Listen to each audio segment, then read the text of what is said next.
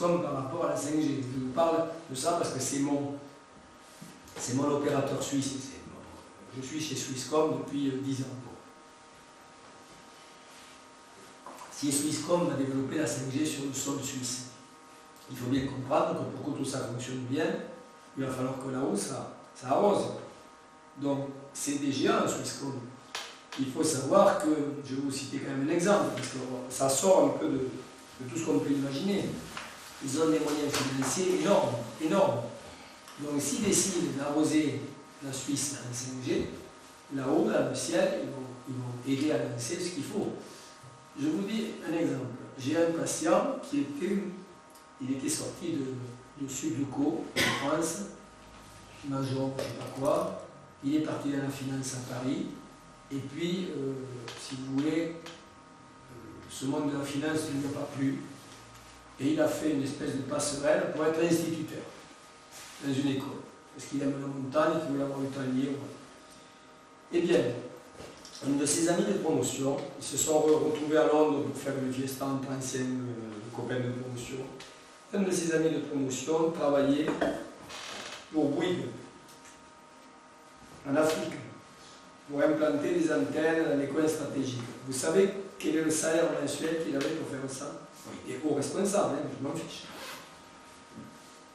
70 000 € par mois. Oui, donc c'est pour vous dire que si on paie un pingouin comme ça, 70 000 € par mois, ça veut dire que derrière, il y a beaucoup d'argent. Vous comprenez? Beaucoup d'argent à gagner. Donc tout ça, on n'a pas notion, nous, parce qu'on est déjà normaux, vivants avec ce qu'on a. Mais les autres, là-haut, ils déploient des moyens financiers énormes. Donc vous imaginez. Alors, ça, c'est les compteurs intelligents. Donc, émission 24 heures sur 24. Ça rend tous les réseaux radiatifs. C'est-à-dire, on fera des expériences à une certaine distance, jusqu'à 70 cm. Vous pouvez avoir un mur qui rayonne, même plus. Donc ça va systématiser le fait que dans toutes les maisons, vous allez voir combien d'impulsions on aura pour vous. On a aussi des compteurs Linky en Suisse, je pense l'équivalent. Oui, c'est pareil. Mais vous les appelez les Linky aussi ou pas? Non, je ne sais pas. Vous appelez ça comment? Vous ne savez pas? Je ne sais pas. Ça, moi, je ne connais pas exactement, hein, parce que en Espagne, je mène un combat avec un avocat parce que je ne veux pas de ça. En France, encore cette semaine, je les ai appelés, je leur ai dit je ne veux pas de ça. Mais oui, j'ai bien noté, mais en Espagne, ils m'ont coupé l'électricité. Ils ont des séquelles de l'État sous Franco, qui était un État de dictature, et c'est une compagnie, la compagnie espagnole équivalent à ESR ou ERDF, c'est la Endesa, ils font n'importe quoi, ils font ce qu'ils veulent. Donc vous voyez, il y a quand même une espèce de répression. Si vous n'êtes pas d'accord, vous n'êtes plus en démocratie, on vous coupe l'électricité. Donc c'est incroyable. Bon.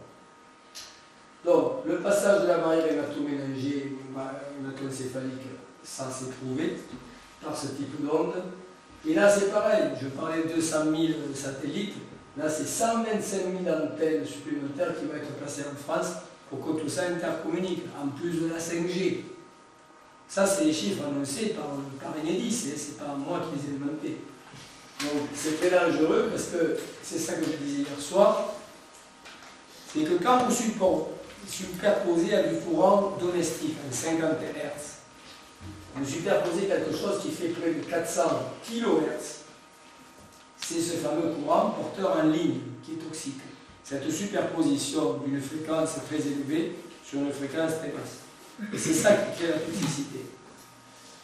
Et donc, ERDF, équivalent ESR, nous dit « Ah mais non, mais on n'émet que 1% du temps sur une journée. » Et prenez le calculette, 1% du temps sur une journée, ça fait 8640 impulsions qu'on se prend dans la cervelle par jour. Hein, c'est tout. C'est 1%. Donc voilà ce qui nous attend.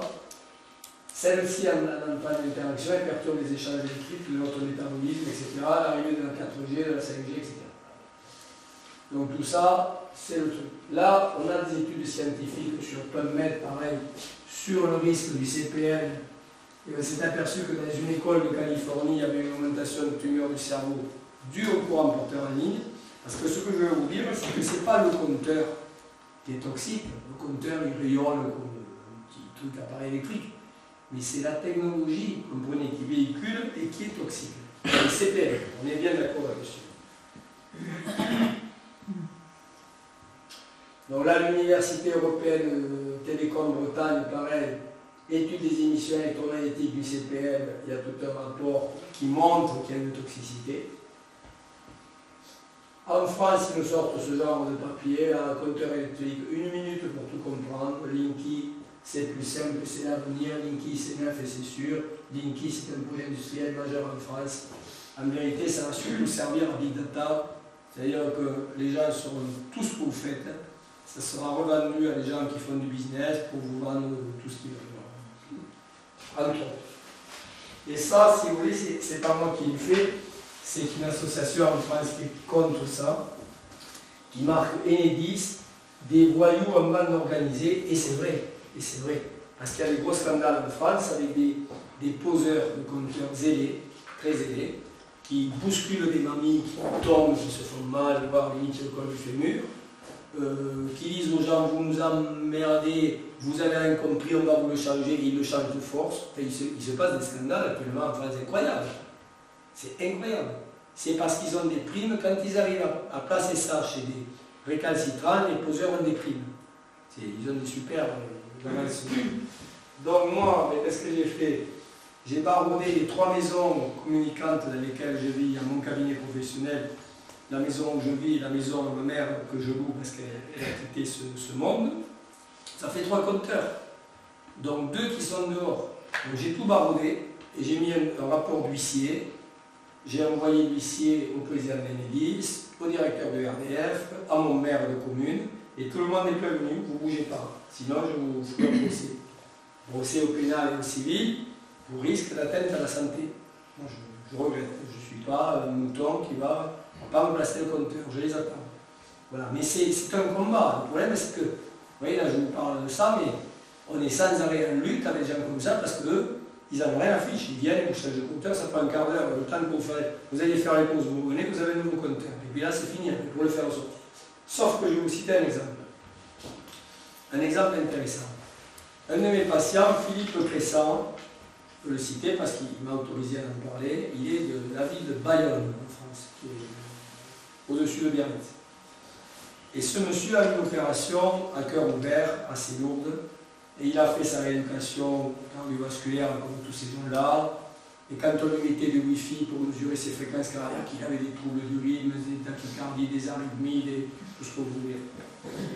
Et il a bien vu que son cœur était sensible, bien sûr, parce que son cœur a ses propres fréquences. Et puis un jour, il ne se méfie pas, on lui pose le Linky. Il ne le savait pas. Et là, dans les heures qui ont suivi, il a eu un problème cardiaque énorme, il a fini aux urgences entre la vie et la mort. Donc là, quand même, il se dit, qu'est-ce qui s'est passé? J'allais très bien, et là, depuis tel jour, telle heure, je vais plus bien. Il voit que c'est le Linky qu'il avait passé. Donc il convoque Enedis, il dit, voilà, j'ai eu tel problème, etc. Est-ce que vous pouvez me garantir que ça n'a rien à voir avec le compteur? Les autres, pour éviter le scandale, ils ont remis l'ancien compteur le lendemain. Alors si ça, c'est pas la meilleure preuve de culpabilité de ces voyous, c'est quoi? Vous imaginez, la peur que ça aille plus loin, qu'ils meurent, ils ont remis l'ancien compteur. Sur le Linky, c'est un Wi-Fi, c'est ça? Non, c'est bien. C'est-à-dire, c'est ce que j'ai décrit au début. Dans mon câble électrique dans les murs, il passe du 50 Hz. Et le CPL, c'est des puissances autour de 400 kHz qui sont émis par un plug et qui vont se servir de vos câbles électriques pour transmettre l'information. Donc ce n'est pas du Wi-Fi, ce n'est pas du Bluetooth, c'est du CPL, courant porteur en ligne. C'est une technologie spécifique, oui. Alors il semble qu'on a voté le 21 mai 2017 pour accepter ces compteurs intelligents. Mais que c'était à la page 60 du petit papier et que c'était juste un petit article comme ça. Et maintenant, j'avais entendu il n'y a pas longtemps, puis je crois que c'est vrai, on peut choisir. On a reçu une fois quelque chose qui disait voulez-vous un compteur intelligent pour faire des économies d'énergie? Et c'est celui-là, là. C'est par l'énergie sur région, quoi. Ouais. Ah, on a quelque chose Il me d'équivalent. semble qu'on a, ouais, mais on n'est pas obligé. C'est facultatif et ils vendent ça Mais on a pour 40 faire des économies d'énergie. on a quand même un pauvre papier d'aluminium qui va plus émettre. On le refuse, Non. c'est tout. Il faut qu'ils viennent changer volontairement Je vous notre répète, ce compteur. n'est pas le compteur qui est toxique. Comprenez bien ça. Le compteur, on s'en fiche. C'est la technologie CPL. Donc on ne peut pas mettre le papier alu. On ne peut pas. On est cuit. Ok. Il faut refuser.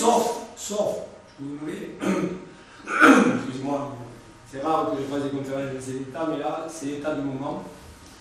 Je vous montrerai, parce que là, si vous m'écoutez, ce soir, vous dites, il y a une poutre, je mets une corde, c'est fini. Non, c'est pas le but. Tout, loin de moi cette idée. Moi, je vous informe sur ce qui est factuel, ce qui est véritable, vérifiable. Et après, je vous dirai comment s'en sortir de cette technologie. Le seul truc où je n'ai pas la réponse, c'est la 5G. Parce que le Linky, j'ai la réponse. Le courant sale, j'ai la réponse. Les pollutions électromagnétiques intérieures, comment on va mesurer cette salle, j'ai la réponse.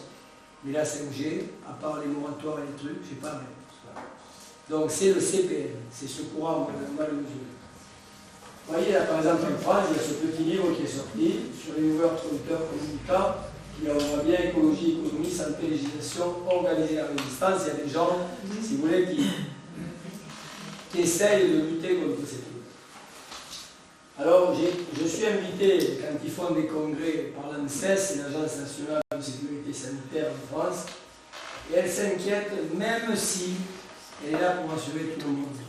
Parce que ce sont des gens qui font partie, qui sont payés par l'État, et en gros, ils vous disent non, là, il n'y a pas de risque, etc.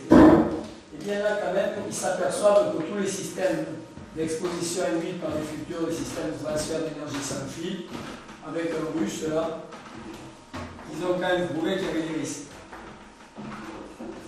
Des expositions aux radiofréquences durant le développement, sous-entendu de l'enfant, pourraient perturber à long terme le cerveau et le comportement. Vous voyez ?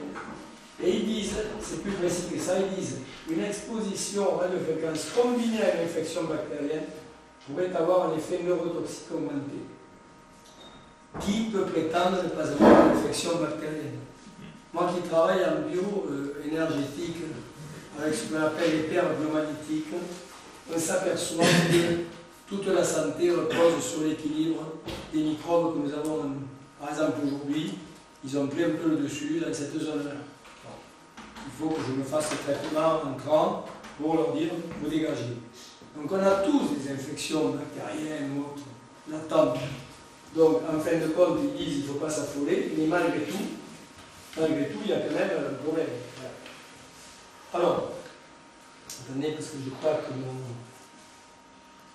truc a lâché. Voilà.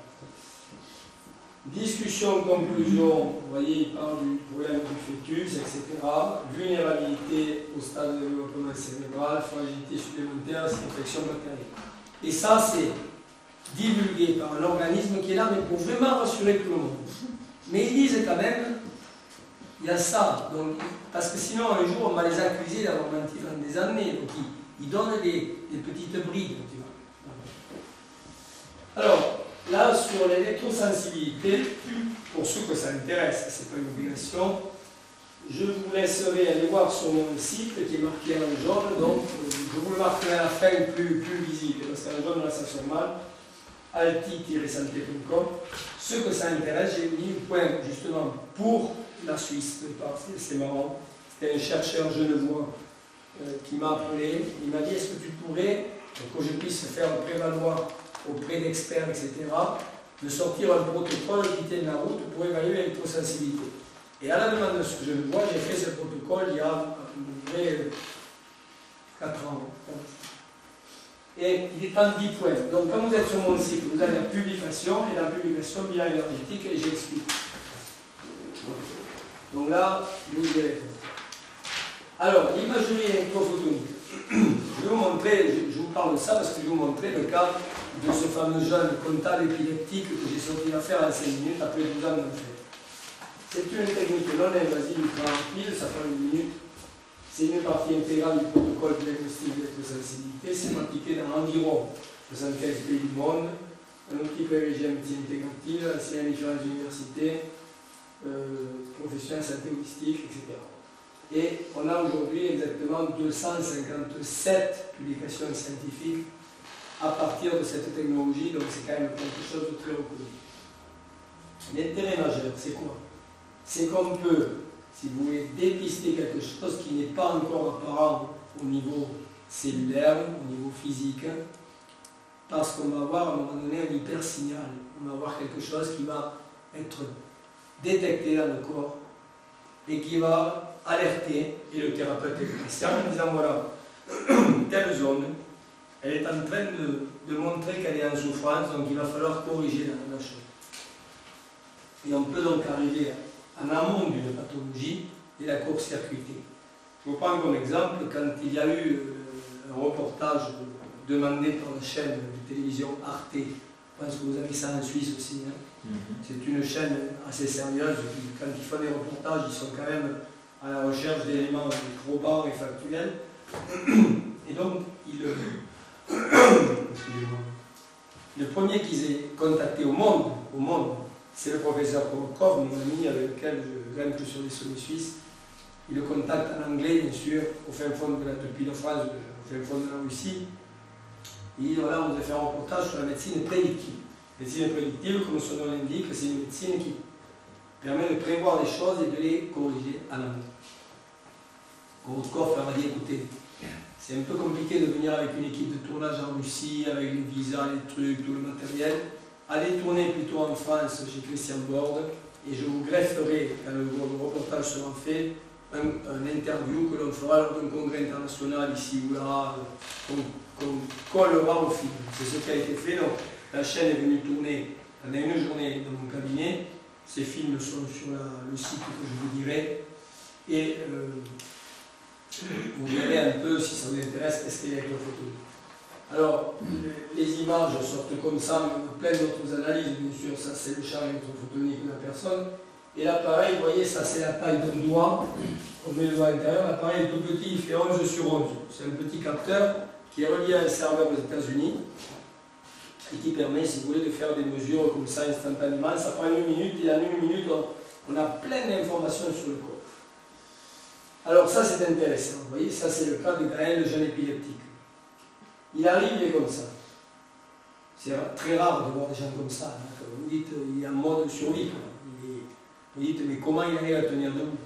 Il a tout son champ d'énergie qui est complètement pulvérisé. Je le vois une fois. Je lui donne un peu de nutrithérapie, quelques plantes, etc. pour essayer de le requinquer. La deuxième fois, il arrive, il est comme ça. Effectivement, j'ai regagné un peu, mais insignifiant. Et là, il me fait une révélation qui m'a mis sur la piste. Et je me dis, mince, tu n'as pas pensé à un truc. Et je me dis, cette personne doit être électrosensible et personne ne l'a vu. Alors, ce que je fais, je prends un tapis de mise à la terre. Pour passer de l'image 2 à l'image 3, je vous montre ce que j'ai fait tout simplement. Je prends ce tapis et je mets ça sur la chaise où j'étais assis. Je clique ça au bouton de pression qu'il y a ici et je mets ça à la terre de ma prise électrique. Vous me suivez? Et lui, il s'assoit là. Et là, instantanément, je passe de l'image 2 à l'image 3. Ça veut dire que cette personne, toute son énergie, elle est bouffée par les champs électromagnétiques. Donc, je lui dis, vous mettez ça sous les fesses pendant que vous travaillez, vous reliez votre ordinateur à la terre par une connectique USB et à l'autre bout, vous mettrez ça à la prise avec des adaptateurs suisses. Et vous faites ça, à condition qu'il y ait la terre. Là, par exemple, je n'ai pas la terre. Je l'ai vérifié tout à l'heure, je n'ai pas la terre. C'est quand il y a les 3 seulement. Hein. Oui, quand c'est pas fait, c'est quand il y a les 3 diodes allumées. Donc là, d'ailleurs, je vous montre. Mais non, je ne peux pas parce que j'ai coupé le projet. Enfin, je le mets là-dessus. Le type, il passe à l'image 3. Donc je dis, c'est un électrosensible. Donc j'ai systématisé. Mise ordinateur à la terre, ses fesses à la terre, le pantalon, bien sûr. et il dort sur un surmatelas. Alors, j'ai travaillé pendant un moment avec une boîte américaine qui s'appelle Earthing, mais les Allemands sont meilleurs que les Américains dans ce domaine. Et voilà un peu le matériau, à quoi il ressemble. C'est la fibre de carbone à l'intérieur, et ça, vous avez ça à la taille du lit. Par exemple, moi j'ai 1,60 par 2 mètres. Si on veut une place, c'est 70 par 190. Et vous avez ça, vous avez le matelas là, le surmatelas dessus, le drap là-dessus et le corps dessus. Et tout ça, bien sûr, est relié par le bouton de pression, pareil. Vous voyez, c'est le même principe, là, on clique là et ça relie avec. Donc, je lui ai donné que ça comme traitement, il n'a plus jamais eu de crise. 12 ans de chimie, dépisté en 5 minutes et solutionné. Alors, voilà l'imagerie électrophotonique, voilà un exemple à quoi ça me sert, mais ça peut également traiter. Alors, traiter comment? Parce que là c'est hors sujet, mais je vous explique. C'est que si j'ai internet, je pourrais vous montrer. Si j'ai internet, sinon je partagerai mon téléphone. On peut te mettre un modèle. Ouais. Mais ouais, ok. Alors, maintenant? Alors vas-y, comme ça je vous le montre, vous comprenez mieux, parce que là je vous parle d'un truc sans vous le montrer, c'est un peu compliqué.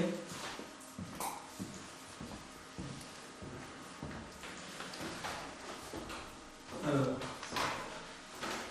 donc là je vais sur quoi? Le Sénégal, comment elle s'appelle?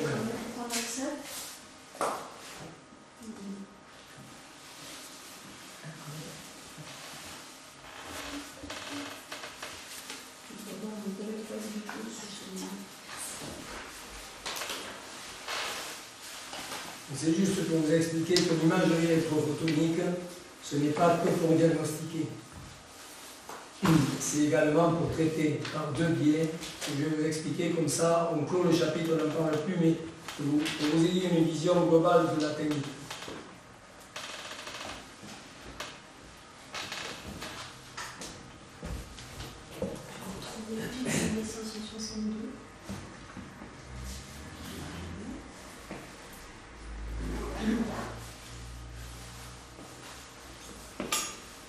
Voilà, celui-là, et le nom 3, c'est là.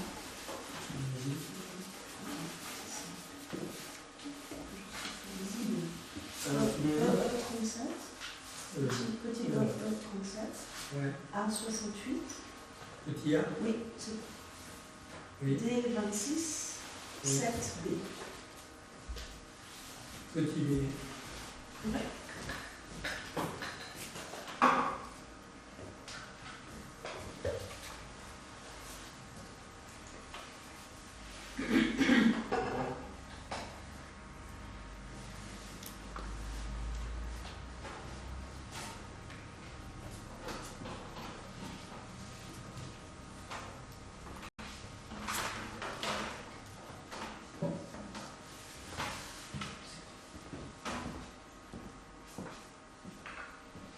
Ça marche?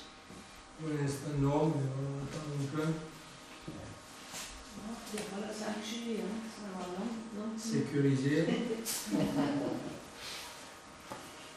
Sécurisé, mais. Ah ouais, attends, j'avais une manip qui n'était pas faite. Ah ouais, d'accord. Là, ça peut marcher. Alors attends. Si j'active pas. Connexion, attends. On va voir. Youpi. Alors restant. On va prendre.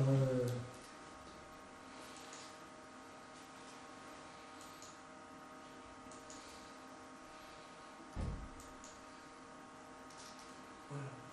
Quand on est là, si vous voulez, on a tout un tas de données sur les problématiques des chakras, sur les méridiens d'acupuncture, sur les analyses du niveau de stress, d'énergie, du système orthoparasympathique, état de santé de la personne. Nous, on a encore le 4 Gaël.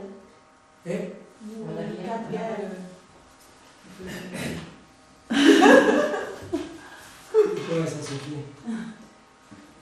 Et comment ça se fait? fait, bon, attends, alors là, je ne comprends pas ce qui se passe, parce que vous, normalement, vous devez avoir la projection de ce qui arrive. C'est un bel programme. Pour voir. Voilà. Oui, mais... Ah, Ouais. excusez-moi. Alors, C'est le GDB, ça. oui, oui, oui. GDB, nouvelle génération, bonjour.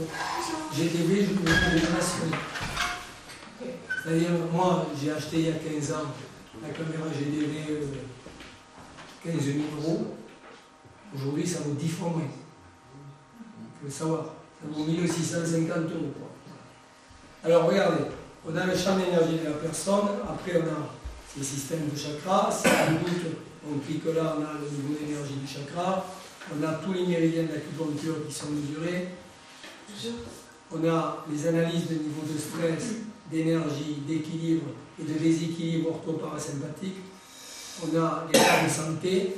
Si on voit quelque chose d'anormal, par exemple là, sacrum, on clique et on va en détail voir où se situe le problème de manière très précise, les isolines, etc. Ça, c'est des calculs mathématiques. Le niveau d'énergie. Et si on superpose les deux, on regarde s'il y a toujours suffisamment d'espace entre la consommation pour maintenir l'homéostasie, c'est un état de santé optimal, et la réserve d'énergie. Vous voyez, donc ça c'est un exemple. Après, on a l'équilibre ortho-parasympathique.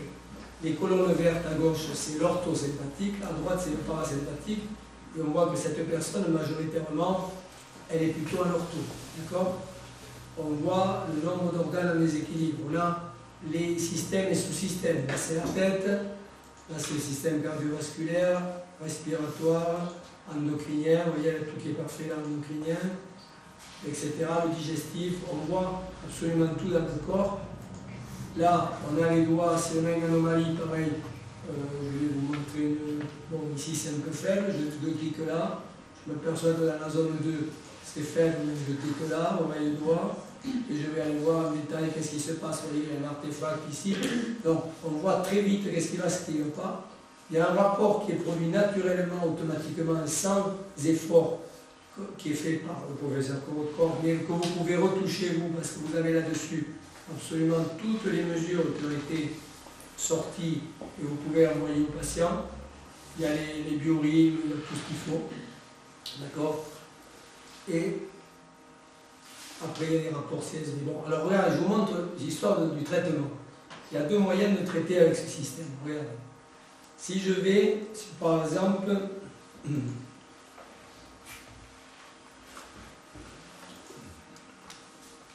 sur ce site,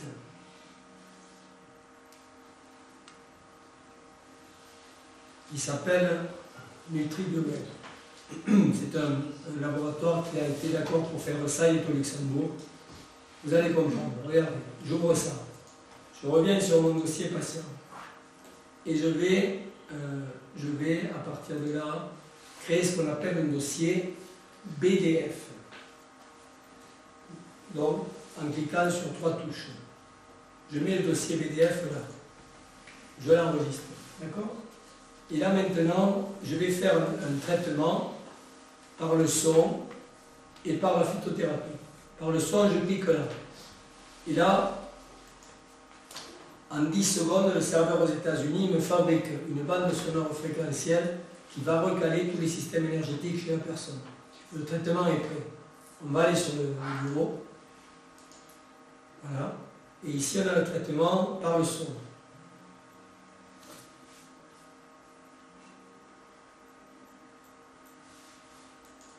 Alors, vous ne pouvez pas entendre le son parce que quand j'ai cette... je vais vous le faire entendre, vous n'aurez pas l'image, mais vous aurez le son. Regardez.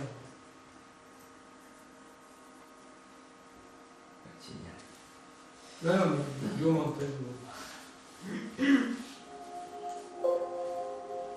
Vous entendez vaguement? Ce sont des sons de bols tibétains enregistrés par dans des monastères bouddhistes au Tibet par des musicologues américains. Ils ont mis des fréquences bout à bout pour traiter la personne. Et c'est fait au moment pour la personne et pour personne d'autre. Et on a des résultats incroyables rien qu'avec ça. Donc voilà, il y a cette première thérapie qui se fait par le son. Après, je coupe, là vous n'avez plus le son. Voilà. Bon. Donc je coupe ça. Et si je veux finir de vous montrer ce que j'avais initié là, je clique sur le logo et là ça me demande un dossier PDF. Donc je fais sélectionner le dossier PDF. Et je vais sur mon écran et j'ai le dossier PDF ici que je rentre. Alors bien sûr là ça va me sortir beaucoup de produits. Pourquoi? Parce que c'est une mesure dite sans filtre. C'est-à-dire j'ai pas mis de filtre pour chanter les fréquences cérébrales, des perturbations émotionnelles, etc. Donc le traitement que ça va me proposer, c'est tous les produits pour le physique et pour le mental. Donc chose que je ne fais pas. Quand je fais un traitement par la phytothérapie, je mets un filtre déjà pour limiter les informations. Je suis content. Et là, regardez, je fais charger. Le système cherche par les algorithmes quelles sont les molécules les plus adaptées. Et vous allez voir, il va en sortir beaucoup, mais c'est pas grave, c'est juste pour vous montrer la simplicité. Et là, vous allez avoir des plantes, des phytos, des choses comme ça. Et après, on revient à notre conférence. Ouais, on fait une pause. Bon, c'est long parce que, voilà, quand vous avez un câble Ethernet, ça prend, et voilà, c'est sorti, vous voyez. La 5G. Ouais, la 5G. Alors, vous voyez, là, il sort 7 ou 8 produits. Jamais vous donnez 7 ou 8 produits à un patient, jamais. C'est que déjà vous mettez un filtre pour limiter la sélection. Et dans ces produits, vous faites une sous-sélection, vous, en kinésiologie ou en énergétique, pour être sûr que la molécule est parfaitement adaptée. Et après, il n'y a plus qu'à cliquer. Vous cliquez sur le lien et vous n'avez plus qu'à commander le produit. Vous ajoutez au panier, basta. Les Russes ont travaillé avec ce laboratoire pendant 1 an et demi pour mettre ce système au point, c'est assez impressionnant. Donc, vous voyez, on clôt le chapitre sur l'électrophotonique version thérapeutique, c'est-à-dire que vous avez 3 possibilités pour aider les gens, si vous voulez. Vous avez le son qui va passer et dans les oreilles et à travers le cerveau, puisque là il y a une électrode qui est posée sur le crâne et ça passe à travers l'os. Vous avez l'information de l'eau, c'est-à-dire que depuis l'appareil, vous avez un câble qu'on va mettre contre une bouteille d'eau qui va informer l'eau avec ses fréquences, dont l'eau va devenir hautement thérapeutique. Et vous avez la phytothérapie, phytonutrie, qui est sortie par les algorithmes. Donc en quelques minutes, vous avez un panel d'informations énorme et vous pouvez aider les gens. Par exemple, moi, je sais que rien qu'avec le son, j'ai réglé, un exemple, 20 ans d'insomnie en 2 jours. Vous voyez qu'est-ce qui se passe? 30 ans d'insomnie en 1 semaine. Ça va très très vite. Au départ, ça a été mis au point pour l'armée, ces systèmes. Voilà. Alors, on sort du chapitre, mais c'était juste parce que quand on parle d'électrophotonique, il faut comprendre de quoi on parle. On revient à ça. Donc on va faire la pause. Je regarde juste par rapport à la diapo. Bien sûr. Où c'est que.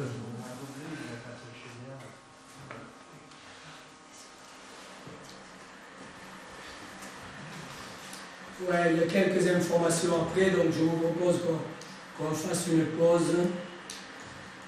Vous voyez, ça c'est les infos sur Gaël, c'est-à-dire qu'il était à niveau de stress maximum, et rien que la mise à terre, ça le redescend là. Et son énergie était bloquée là, elle se déploie ici. Et regardez, les déséquilibres des organes, on a une amélioration à tous les niveaux. Voilà. Et ça, c'est simplement par la mise à la terre. Donc, est-ce que vous avez bien compris ce principe de mise à la terre? Comment ça fonctionne? Bon, on en reparlera, et voilà. Alors, je vous propose une petite pause, et puis on reprend après. S'il y a des questions, je suis à votre écoute, bien sûr. Oui, alors ce qui se passe en fait, c'est que le docteur Kurt Stockman est souffrant, il a eu un accident à la cheville et il ne peut pas se déplacer. Donc, Christian, on peut applaudir et remercier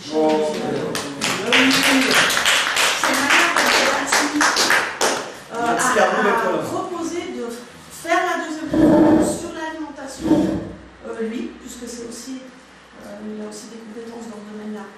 Donc comme ça, on va pouvoir enchaîner harmonieusement une deuxième partie. Moi, ça ne me gêne pas, simplement, je serai un petit peu hors programme par rapport à ce que devait faire Kurt, parce que Kurt, il allait parler vraiment de l'utilisation des plantes, etc. Moi je connais un amateur, alors que lui est un professionnel. Donc je n'ai pas la prétention de vous faire un super truc sur les plantes, même si je m'en sers tous les jours. Vous voyez, là je me soigne avec des plantes et tout ce qu'il faut. Et voilà, je n'ai pas sa compétence, donc je préfère, plutôt que d'être médiocre dans une discipline, vous parler de choses vraiment intéressantes sur les terrains et l'alimentation, et ça va faire le lien avec les autres, et vous allez voir pourquoi. C'est-à-dire que ça va être la continuité. Parce qu'on a parlé de barrière hémato-méningée, mais avant il y avait l'intestin grêle. Donc on va partir de l'alimentation, on va s'intéresser aux grêles, et après on va finir avec voilà. Donc on fera quelque chose de très complet. Que j'ai fait surtout au départ pour les enfants, et plus précisément pour les enfants hyperactifs, jusqu'à l'état autistique. Donc vous verrez, c'est intéressant. Voilà. Est-ce qu'on peut aussi rajouter, je ne sais pas si parmi vous il y a des personnes électrosensibles, mais on a Agnès qui va rejoindre, parce que ce matin elle devait être ailleurs, enfin voilà, et qui est vraiment bien électrosensible et qui a plein de moyens qu'elle se donne. Donc cet après-midi à la table ronde, elle interviendra aussi. Et puis comme ça, ça fait le complément. Non, mais ça fait. Ouais. Il faut que l'information se déploie et circule. C'est-à-dire plus on est à pouvoir aborder les choses sous des angles différents, mieux c'est pour vous qui êtes là pour apprendre ou disons confirmer les informations que vous aviez déjà. Alors, Agnès est un témoin intéressant puisqu'elle vous expliquera qu'il y a eu des essais de 5G qui ont été faits près de chez elle pendant un certain temps. Elle n'avait rien avant, elle s'est trouvée, elle vous expliquera les symptômes qu'elle a eus, et quand les essais ont été terminés, sa difficulté a disparu. Donc elle n'a qu'une crainte, c'est que ça arrive. Elle a vécu un laps de temps très court. Alors pour le professeur Kutzmann, lui, il nous a envoyé les deux PowerPoint en sa possession, et si vous souhaitez, on peut